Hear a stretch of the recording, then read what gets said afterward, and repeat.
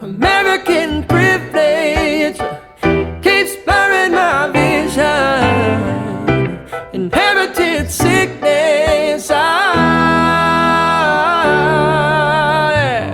Day dawned over the camp of the Moors. Soon they began to beat their drums, preparing themselves for battle. The noise of their drums seemed to make the earth quake.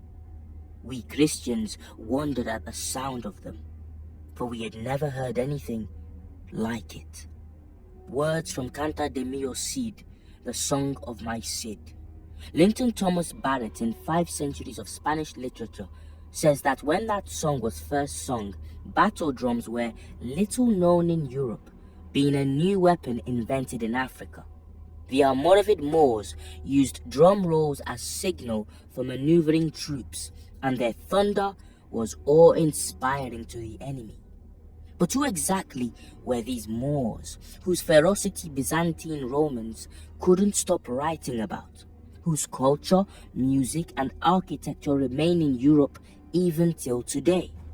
You're about to hear from the mouths of ancient, medieval, and Renaissance sources who the Moors truly were, and how, fueled by the militant new religion called Islam, they conquered Spain, Portugal, Italy, and how they had epic battles with Vikings, and even wound it up as far north as Ireland.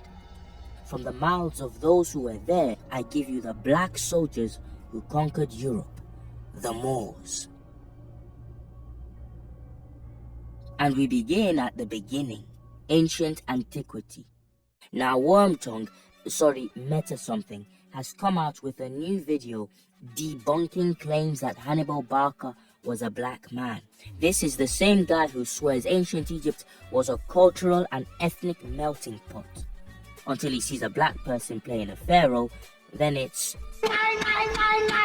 Anywho, I wonder if Wormtongue knows that Ovid the Roman poet called Hannibal's army Moorish. Here I quote, "A sanctuary was vowed during the terror of thy war, thou treacherous Carthaginian. Thou didst renew the war, thou Carthaginian, and thunderstruck by the consul's death, all dreaded the Moorish bands." End quote. Now what might these Moorish bands have looked like? Let's sneak a peek at Roman Senator Silius Italicus' writings in something called Punica, also about Hannibal's conquest of Italy. Hard by was a happier scene. Herds of wild beasts chased by hunters, and huts carved in shining metal. Not far away, the dreadful black-skinned Moorish sister soothed lionesses and her companions with her native speech. Close quote. That was Punica Book 2.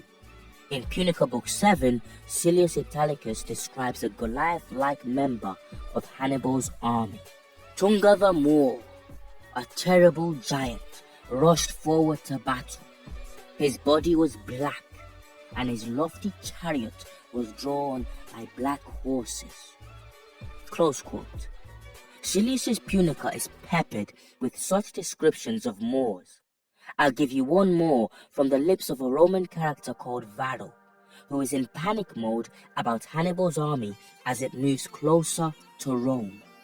"Am I to do nothing, while Garamantians and burnt-skinned Moors share Italy with me?"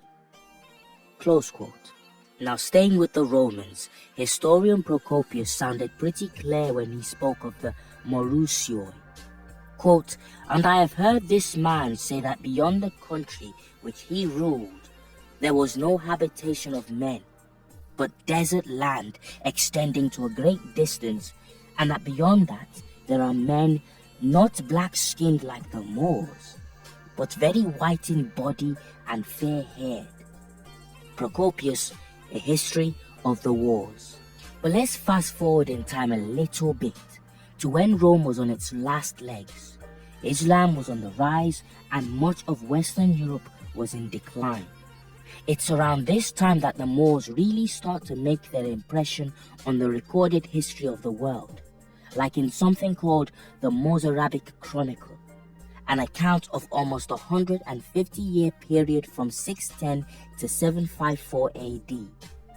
In it, an anonymous Christian documents the rebellion of North African Moors against Syrian Arabs under Caliph Hisham ibn Abdul al-Malik.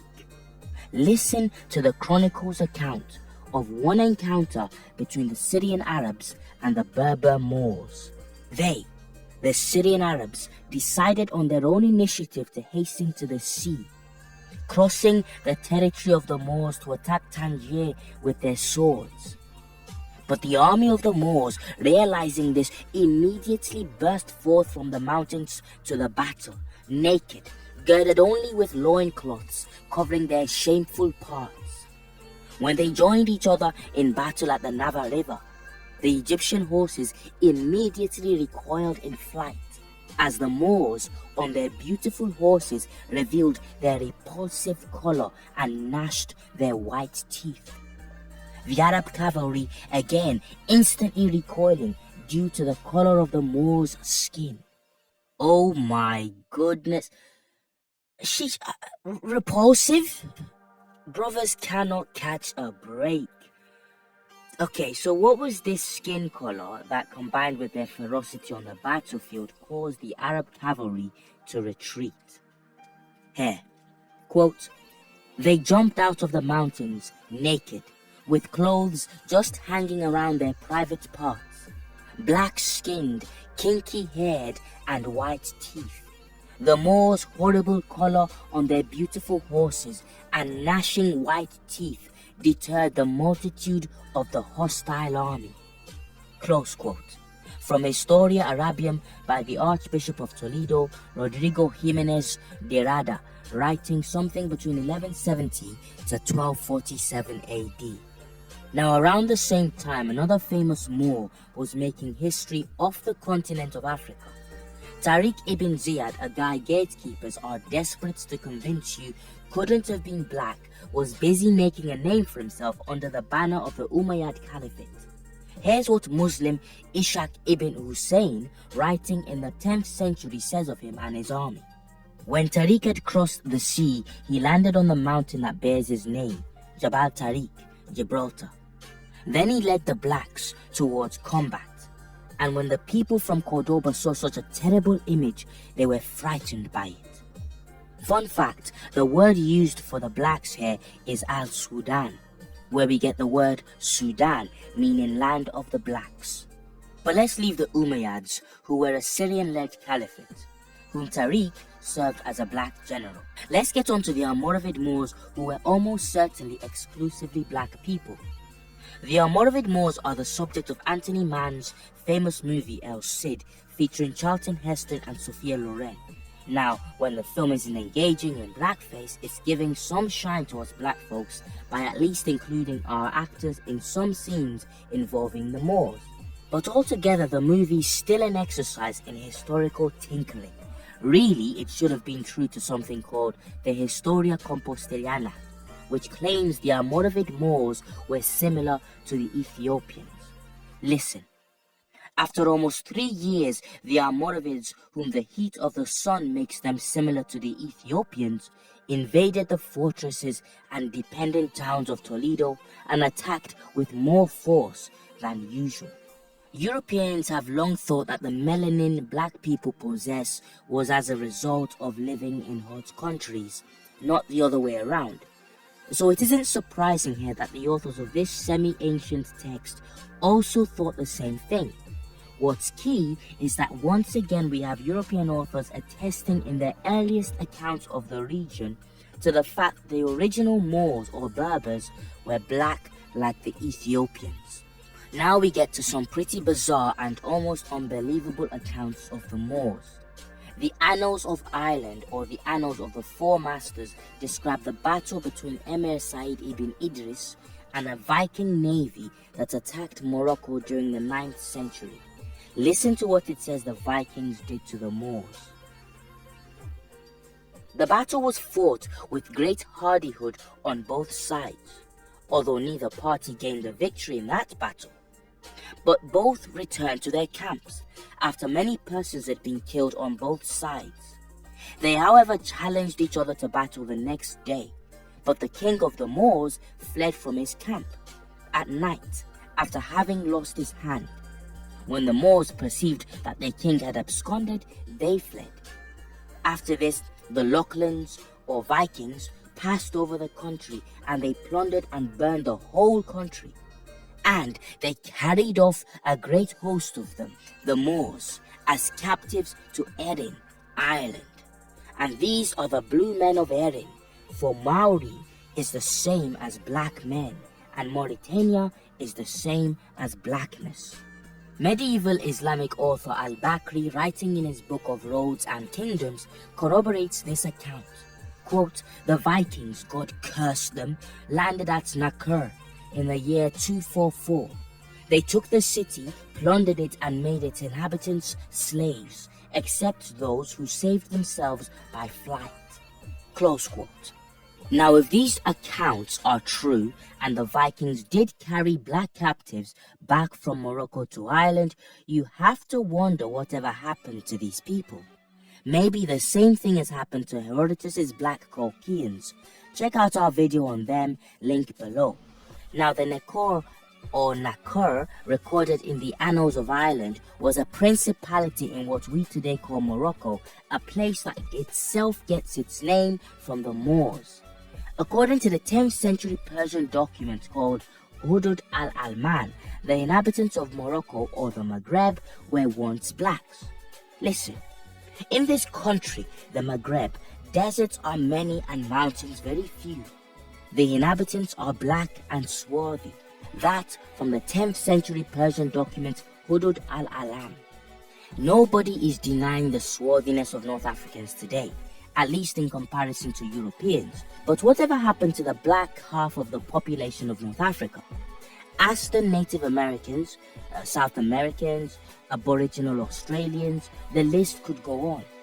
I mean, it's pretty clear that by the time you hit the 1600s, the onslaught of the Ottoman Turks, the Syrians, the trans-Mediterranean slave trade, which brought in chaotic amounts of European slaves into North Africa, combined with the genociding of many blacks in North Africa, had done enough to change the demographic landscape in the region, so that when Europeans were visiting North Africa at the beginning of the 18th century, it was a surprising thing to see so many blacks there at all.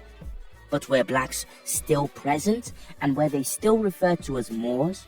You bet. Listen to Jean-Baptiste Estel's words, a Frenchman residing in Morocco for 9 years during Sultan Moulay Ismail's reign. Quote, this prince made his authority and that of his blacks so great that the whites, who are the inhabitants of this kingdom, have become their slaves. He has a great deal of regard for his blacks, knowing that his preservation depends on them, because of the mortal hatred which his subjects have for him. Close quote. Okay, so Moroccan historian Hamad ibn Khalid al-Nasri also says about the blacks of Moulay Ismail's reign that, quote, we have reported with what care Sultan Moulay Ismail had gathered the Abid, the blacks, whose number had reached the figure of 150,000, and had them instructed and trained.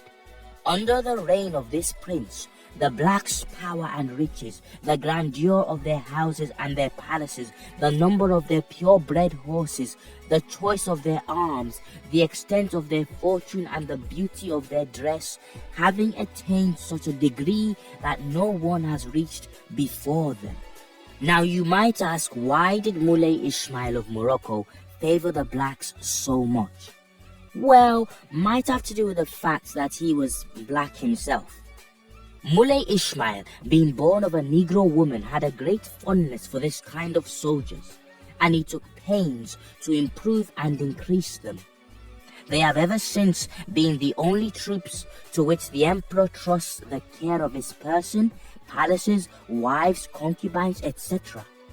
They have accordingly the principal offices and are dreaded by all the rest of his subjects. Close quote. Thomas Throton, writing in the book Barbarian Cruelty in 1788. But I want to take you back further in time again before we finish this video. Here's the 11th century Persian traveler Nasser Khusro speaking of Masmuda Berbers in the army of the Black Fatimid Caliph Al-Mustansir Billah. Nobody denies the Caliph Al-Mustansir Billah was black himself. He was specifically the son of a Nubian slave. But it's what the Persian traveler Nasser Khusro says about his Berber forces that's interesting. Quote, "They are blacks from the country of Masmud. They are 20,000, I was assured." Nasser Khusro also lets us know that the Masmuda Berbers originated south of the Sahara. Quote, "If from Egypt we go south, and if we go beyond Nubia, we arrive at the country of the Masmudi, a vast region covered with pastures and filled with herds. The inhabitants who have black skin are of a vigorous build. We see many soldiers from this country in Egypt. These are your Moors, the black soldiers who dominated North Africa and overflowed into southern Europe less than 1,000 years ago." Which of these quotes was your favorite? Anyway, for more on what they won't tell you come Black History Month, make sure you stay tuned to us.